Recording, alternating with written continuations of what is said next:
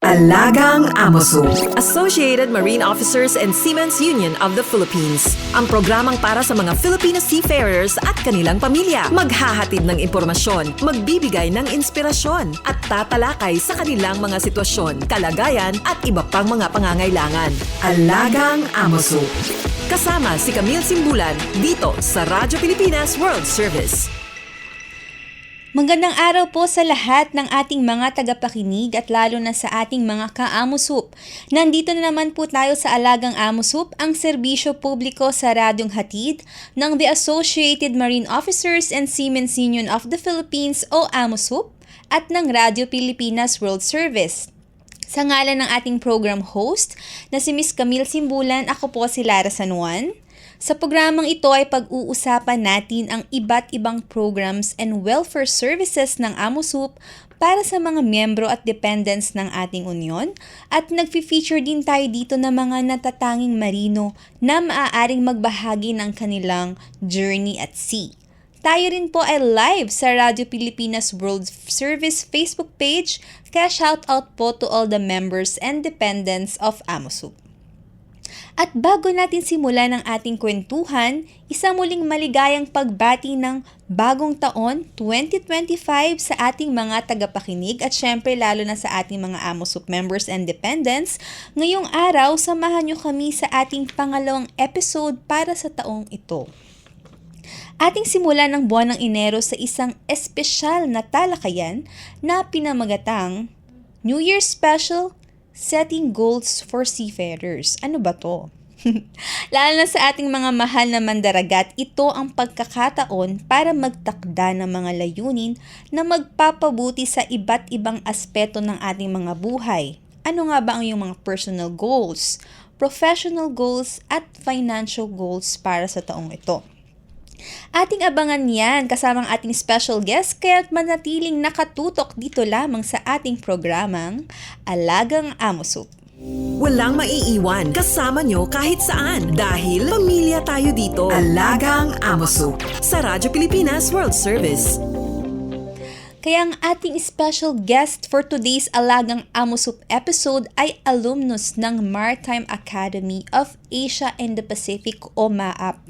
Siya po ay nagtapos ng Bachelor of Science in Marine Engineering. Kasalukuyan siya ay active na seafarer since 2012. Isa sa mga nakaka-inspire na achievement niya ay ang kanyang pagiging first ever woman Chief Marine Engineer sa kanyang kumpanya na Unitankers na isang oil chemical tanker ship. O diba, nakakawaw talaga ang kanyang achievement. Makakausap po natin siya live via Zoom. Let us all welcome Chief Engineer Alicia Chomi. Welcome to Alagang Amosup, Chief Engineer. Hello. Hello, Miss Lara. Hello, everyone. So, sobrang active. Andito pa ako nag-process ng document. Maraming salamat, Chief Engineer. Alam ko ngayon nasa Marina ka kumukuha ka ng iyong SRIB tsaka SID, no? So, salamat. Actually, dumaan ako ngayon sa DMW din kasi meron kaming inasikaso sa kumpanya. Balikan ko pa ang Marina. Wala. So, salamat sa iyong pagpapaunlak ng imbitasyon kahit na sobrang busy mo, Chief Engineer. So, ngayon, hindi na tayo magpatumpik-tumpik pa. Sisimulan na natin ang ating diskusyon. Syempre, una sa lahat, Chief Chomi, kamusta ka naman at iyong holiday season? Maganda na nakapag-celebrate ka dito. Holiday, luckily, nakauwi ako before Christmas. So, I got to spend the Christmas with my family. At the same time, still working online with the office. Tapos, January 2, balik opisina agad for some office works. So, yun. Hanggang ngayon, office work pa rin yung mabalusong tayo ulit. Ayan. So, maganda at nakaselebrate ka ng iyong Christmas and New Year celebration dito sa Pilipinas kasama yung mga family members. So, Yes. ngayon, personally kasi, nakaka-inspire yung achievement bilang first ever woman chief marine engineer. Katulad nga na sinabi ko kanina, sa iyong kumpanya, ano naman ang naging inspirasyon mo upang tahakin itong pagbabarko o pagsi-seafarer? Lalo na alam natin na hindi madali ang maging babaeng seafarer sa isang male-dominated industry. Yes, no, that is true. It's not easy being, the minority as always. Pero ang goal ko kasi lagi is when I enter the seafaring industry is to make it a better place than how I found it. So I want to open more doors for women kasi gusto ko may equality. So hindi naman dahil babae tayo, we have no place in this industry. So yun lang yung naging inspiration ko. Magkaroon ng equal opportunity for everyone. And kasi there's nothing to prove naman yun. It's just to open their eyes na kaya din natin. Wala naman tayong kailangan patunayan. Kailangan na nila makita. We just need to be seen to be recognized. Ayun, tamang-tama. So, actually, sinabi mo, Chief Engineer, doesn't just apply sa seafaring, no? So, nakaka-inspire siya kahit anong aspeto, lalo na nakikinig sa ngayon ng ating mga kababayan abroad. So, it's a very inspiring thing to say na sinabi mo na nakaka-build ng alam mo yun, nating mga babae or Filipina. So, ngayon, dahil nga setting goals for seafarers, dahil isang achievement na maging isang chief engineer, lalo na bilang babae, no? So, gusto natin maktakda ng mahalagang layunin kasi di ba nga, dahil ang topic natin ngayon, setting goals for seafarers, dahil magandang topic to bilang simula pala ng taon. Dahil 'di ba ang sabi nila, a goal without a plan is just a wish. Kaya hihingi kami sa iyo ng mga advice tungkol sa pagbubuo ng ating goals ngayong taon. Simulan natin, Chief Engineer, ang iyong mga personal goals for 2025. Ang personal goals ko lang naman talaga is never stop learning. No? Kasi there's always something new every day that you get to learn. So the more na in-encourage mo sarili mo to learn something new every day, the more na mas marami ka matutunan, the more na mas maintindihan mo saan ba talaga ako papunta. Diba? Kasi minsan hindi naman natin malaman kung natin subukan yung isang path. For example, sa shipping, na-try ko na magbarko. So now, in-expose ko yung sarili ko sa opisina. Tapos susunod, plano ko mag-expose sa ship management. Then hanggang sa, so titignan ko ngayon, mawiweighin ko yung mga bagay. Saan ba ako fit? Yes. Kasi alam ko na ang buhay sa barko. Alam ko na ang buhay sa opisina. So ano kaya ang buhay next? So para sa akin, the goal is just to keep challenging yourself hanggang sa mahanap mo kung saan ka talaga. Parang ganun. Kung saan ka. Kasi di naman kailangan talaga may fix ka na yun na yung goal mo. As long as you continue to accept na kailangan everyday may matutunan ka. Kailangan everyday merong mas something better. Yung ina-add mo, kahit pa piso-piso lang kada araw, diba? Sabi nga nila sa savings. Pag dumami ang piso na yan, diba? Malaking bagay yan one day. So, ganun din sa sarili natin. If we start to invest day one sa sarili natin na ito, gusto ko ito pag-aralan sa industry na to, ito gusto ko pag-aralan. So, ang dami nating baon. So, yung baon natin na makolekta. For example, ngayon, galing ako Marina, actually hindi pa tapos doon, babalikan ko po yung SID at saka Siemens Books. Ngayon, nasa DMW ako, siningit ko lang kasi 2 hours waiting, malapit lang. So, siningit ko siya kasi meron kaming ina-apply ngayon na principal sa company. So, I really don't need to do this, but I want to do this kasi I want to learn something. So, I want to know how the industry works. Kasi, magagamit ko yun. Para sa akin, sige, nakakapagod, pero tool ko yan sa future, sa mga plano ko sa future. So, lahat ng pwede ko i-learn, I try to learn something new every day.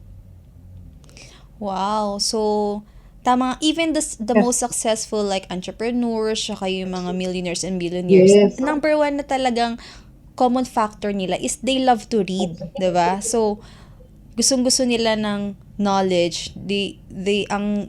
Ano sila, yung urge nila to learn is, and the drive nila to learn is nandun. So, tama nga. So, based dun sa mga... Kasi, can I add something to that?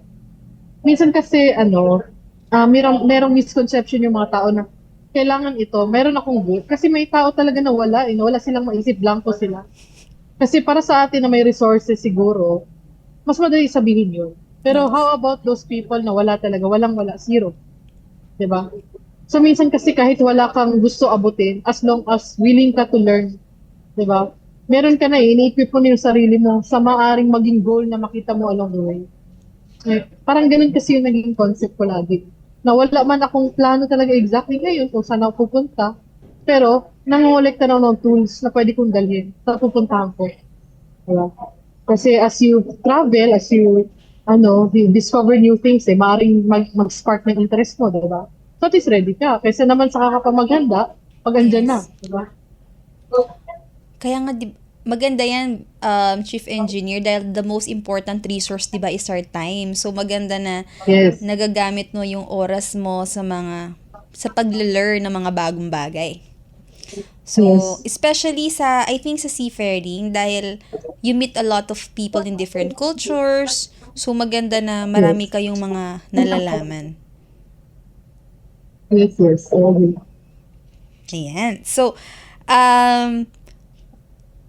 dahil nga natapos na natin ang personal goals, ito naman, medyo natatouch mo na tong second question ko dahil para naman sa professional goals, sa iyong palagay, ano mga bagong kaalaman o trainings na dapat pagtuunan ng pansin ng ating mga seafarers? For me, dahil habang nadadagdagan yung number sa years now is year 2025. When I started sailing, it was year 2009. So, na-notice ko, grabe yung nagugulo lang. Grabe yung pag-digitalize ng industry. Yes. So, lahat, dati mano-mano, ngayon, may mga barko na tayo na half electronic, automatic operation na, tapos half manual. Meron namang iba na they're targeting actually na all automatic na vessel. So, Automation. para sa akin, the goal is to learn. Kaya nga, never stop learning. So, it doesn't mean na sanay ka sa mano-mano, doon ka na, mag-settle ka na doon.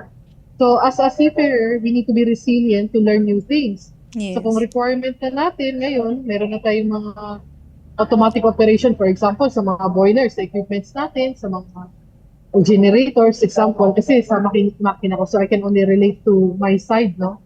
So, sa bridge, medyo wala akong alam dyan. Pero meron, ang dami rin nilang mga gadget na sa bridge na bago na lahat. Kailangan mo ng pag-aralan.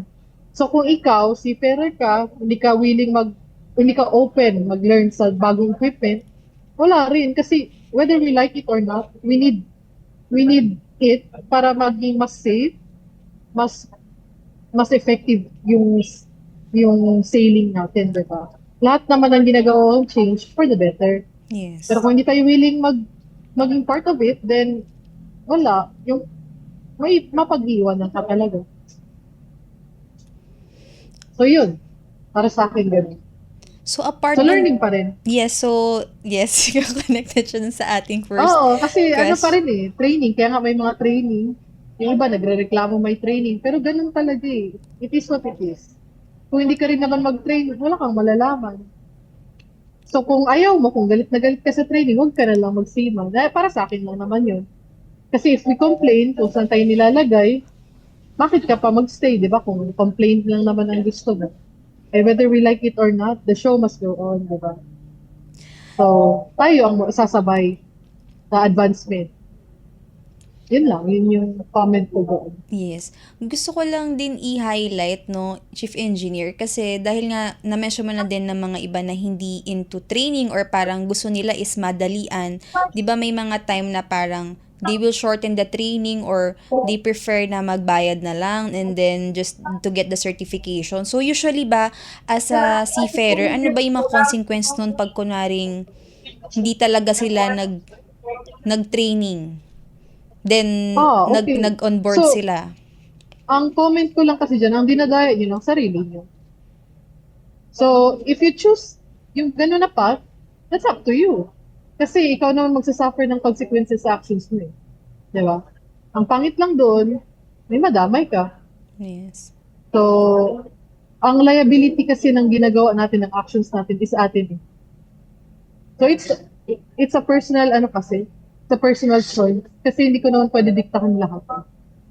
So, kung ikaw, ito yung standard mo sa sarili mo, ini-encourage kita na sana wag. Pero kung hindi kita mapigilan, nasa iyo na yun. So, whatever the consequences of your action, you accept it. Kung masilip ka man na pineke mo, kung masilip ka ganito, magkaroon ka ng fine or the worst, baka ma-revoke yung license mo dahil dinadaya mo ang trainings mo, then you suffer the consequences of your actions, diba? Para sa akin, hindi ko siya ini-encourage. Pero kung ganyan ka, one day, karma will just hunt you. Yes, this is also a reminder no sa ating mga seafarer, and not just actually in seafaring, everywhere. So kung gusto natin ng madalian but that's not the way it is, no? So kailangan dapat pinaghihirapan natin mga bagay, and we don't just have this yung mga trainings and all. We may purpose kaya meron trainings.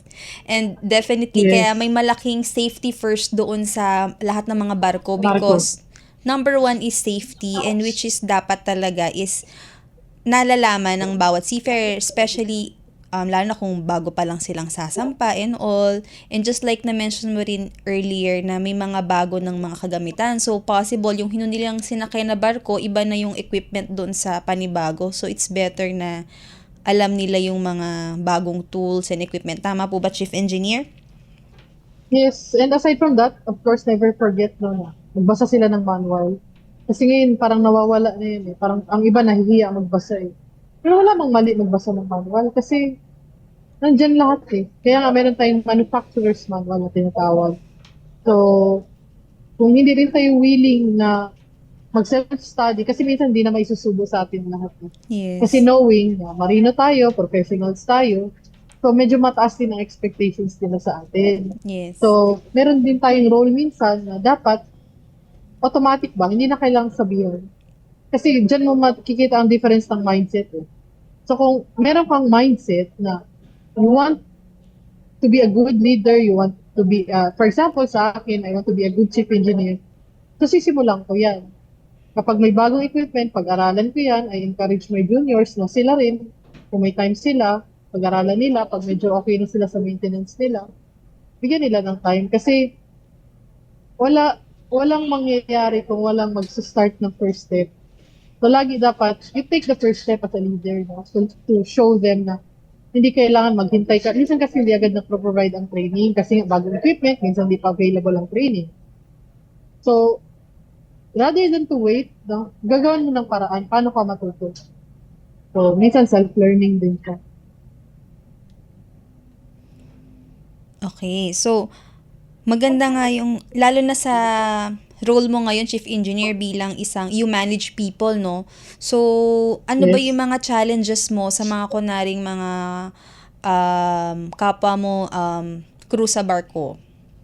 Meron ba in terms of So far ganyan? naman, may na-encounter ako. For example, ang pinakamahirap is when you sail with people older than you, no? Especially mga OIC na mas matanda sa'yo ng 20 plus years old, mga ganyan. Minsan nandiyan na kasi sa kanila ang pride. Kasi naiintindihan ko naman. Kasi, syempre, ikaw, chief engineer ka, ilan ka lang, 30, ganyan, 34, di ba? Tapos sila, 60, pero OIC, di ba? Yes. Pero wala sa'yo ang problema eh. Minsan kasi hindi mo rin sila masisi, but sila parang may feeling sila na, hindi ko alam, hindi ko mapaliwanag, pero feeling ko, dahil sa years sila na sa barko, totoo naman talaga, mas marami silang experience. Pero ang lagi kong comment dyan, hindi porke mas matagal ka nagbarko, mas experience ka sa pagbabarko, ikaw ang pinakamagaling.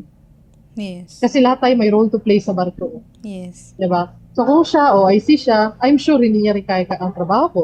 Diba? Yes. Kasi kaya nga tayo nilagay sa mga position na yan. Kasi they've seen us no, na kaya natin i-perform yung job na yun. Yes. So ang ginagawa ko dyan, kinukuha ko yung strength ng mga tao. Kasi hindi mo pwede baliwalain yan. Kasi yung mga veteranong seafarer, may pride na yan. Which is Yes. understandable. Kasi mahirap magbarko. Yes. So, ang akin, pinapakita ko sa kanila na I still respect them, no? Yes. Kahit ako yung head nila, I respect their strengths, pero mini-make sure ko na nakikita nila yung boundary. Yes. Na ako pa rin ang hepe, junior ko sila. Pero hindi ko naman binabastos. To the point naman na wala namang bastos na nangyayari. Actually, lahat ng katrabaho ko, kasundo ko eh. Kahit ano pa yung edad niya. Ang ginagawa ko lang talaga, kinuha ko yung strength ng tao. So, sabi ko nga sa'yo, may mga matatanda na rin tayong engineers na hindi na willing mag-learn ng bago. So, kung ano yung weakness nila, yun yung dapat maging strengths mo. Kasi as a team, dapat i-kompleto nyo, i-complement yung isa't isa. Isa't isa. So, kung makita mo si third, matagal na nagbabarko, veterano mag-welding, instead na i-spend mo yung time ng welding, doon ka sa ibang bagay na weakness niya, di ba? So, tulungan lang. It's always teamwork when it comes to sailing. So, yun lang yung ano ko. So far naman, the best yung mga engineers na nakakasama ko, mga crew. Ayan, magandang Shout out sa sinabi mo. Samus One. Ayan. Ayan, maganda yung mga sinabi mo, Chief Engineer, no? Respect and yung mga boundaries Yeah. na yan. So, it all applies even sa other aspects ng ating mga work. Yes. And of course, saludo kami sa inyong lahat dahil hindi nga talaga madaling maging seafarer. And Chief Engineer, ito na po ang we're down to our last question. Siyempre, hindi Okay. mawawala ang financial goals. Ano ba ang mga tips na maibibigay mo para masimulan na ating mga seafarers ang pag-iibon o pag-i-invest para sa kanilang kinabukasan, lalo na para sa may mga pamilya dahil di ba nga ang seafaring alam natin na compared to salary here domestic or dito sa Pinas is relatively higher. Totoo yan. So, para sa akin kasi, it depends kung anong klaseng tao ka. Di ba? Kasi hindi tayo pare-parehan ng destination when it comes to business or saan natin gagamitin ang pera natin. Kasi may ibang tamad, may ibang sobrang sipag, may ibang talented, may ibang walang talent. Parang ganun lang yan.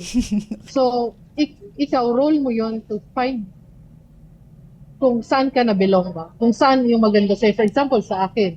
Kasi, syempre, kilala ko naman sarili ko. Since lagi ang wala, gusto ko ng something na investment na hindi ko ganong binabantayan. So, I choose to invest on land. Kasi, yun yung bagay na suited para sa akin. Yes. Di ba? Kasi, first of all, mag-isa lang ako, lagi akong wala, lagi akong come and go kasi ako eh. So, dati nag-try din ako sa food industry, hindi pwede kasi dapat tutukan mo yun. So, trial and error, kung saan ka mag-fit, kung saan feeling mo na fit sa'yo. Iba-iba naman kasi, wala akong specific kasi na ma-advise niyan. Basta ang akin lang, hanapin mo saan yung strength mo rin when it comes to Investing. where you put your money. Kasi, it's a hard-earned money. So, kailangan pag-isipan mo ng maayos. Kasi, hindi pwedeng mag-food business ka, pero wala ka namang interest mamalengke. Kasi, whether you like it or not, dapat alam mo yan. Kasi umaga pa lang, dapat fresh yung mga gulay mo, ganyan. Kasi nag-try din ako sa food industry. Mm-mm. So, na pagtanto ko, mahilig lang ako kumain, pero hindi pala ako magaling sa business when it comes to food. Okay. Pero, okay lang, at least sinubukan. Mm-mm. Di ba?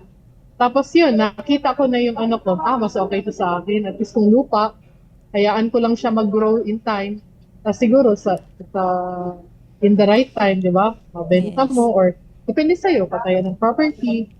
So yung iba naman nagbi-business sa mga stocks. Ako, lalo na wala sa stocks kasi hindi ako masyadong mag-computer, mag-monitor. Hindi ako mahilig kasi ng monitoring na ganyan. Yes. So gusto ko yung kaya ko pabayaan na okay lang siya. Yes. Diba? Na wala siyang gagawin kundi hintayin lang mag-increase yung value. Yes.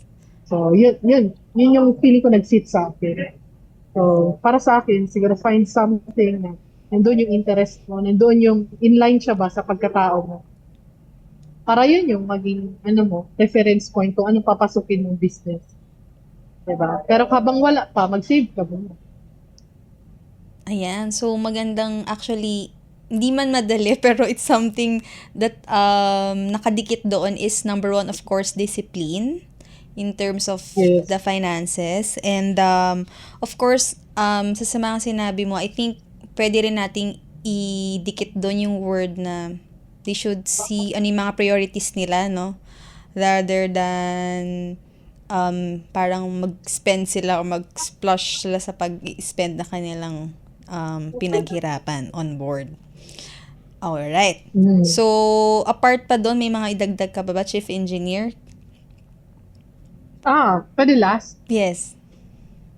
Sa akin kasi, as much din, iniiwasan ko yung financing. So, hanggat kaya nyo, or pwede kayo choice nyo nga. Pero kung kaya nyo na i-cash yung isang bagay na hindi mag-financing, why not? Kung medyo malaki ang ipon nyo, kaya nga sabi ko save up. So, pero kung hindi naman, for example, mag-financing kayo, plano nyo, huwag kayo mag-financing na wala pa sa inyo yung pera. Okay. At least magkaroon kayo ng para siyang, for example, may 1 million kayo Yes. na property na gusto bilhin. Diba? For example. Siguraduhin mo na kahit half dyan, meron sa'yo kung plano mo mag-financing. Para kahit anong mangyari, kahit 1 year ka matenga, may pang-monthly Yes. ka na hindi ka mabaliw.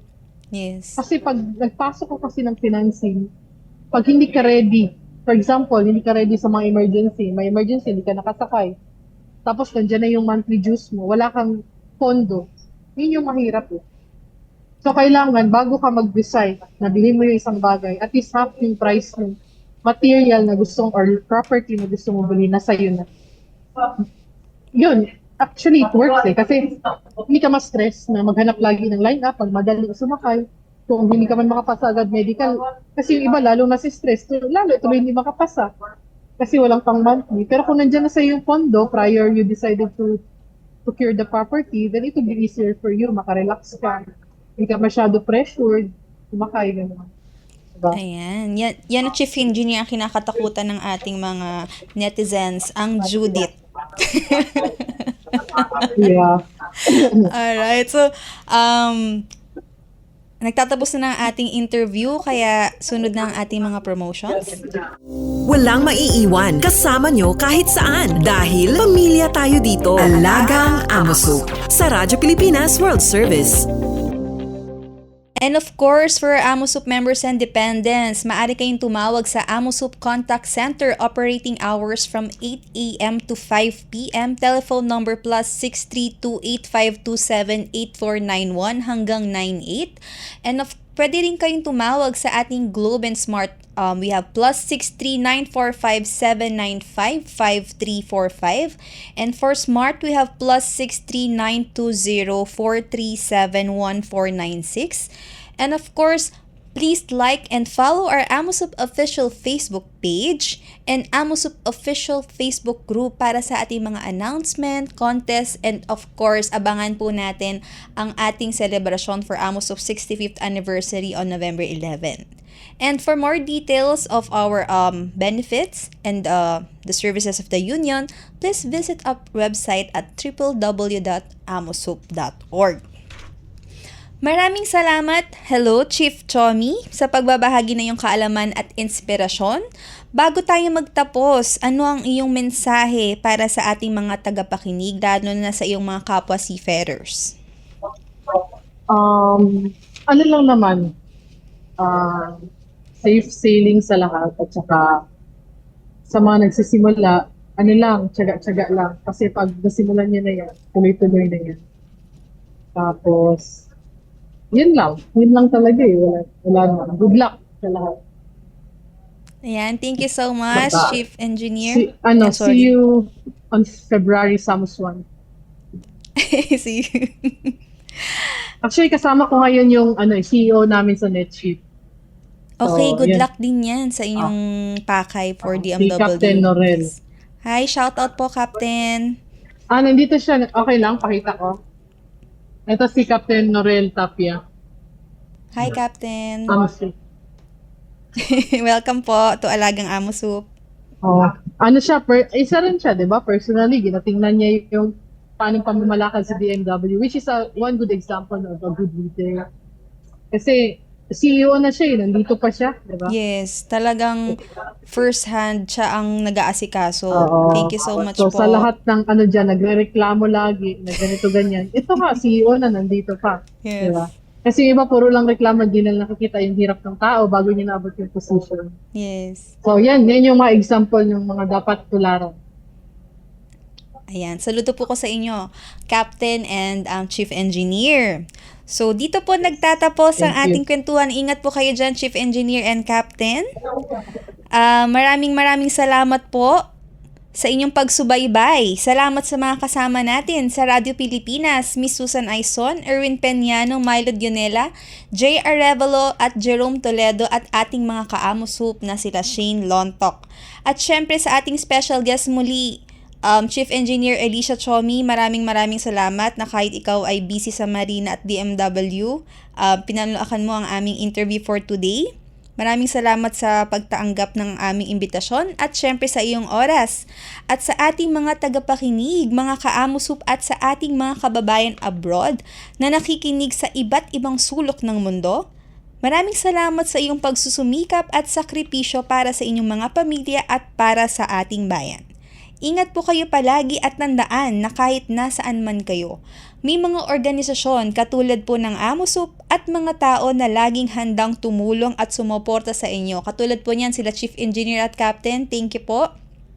Sa ngalan po ni Miss Camille Simbulan, ako po si Lara Sanuan at ito po ang Alagang AMOSUP. All aboard sa talakayan. Palalimin pa ang inyong kaalaman. Alagang AMOSUP. Dito sa Radyo Pilipinas World Service.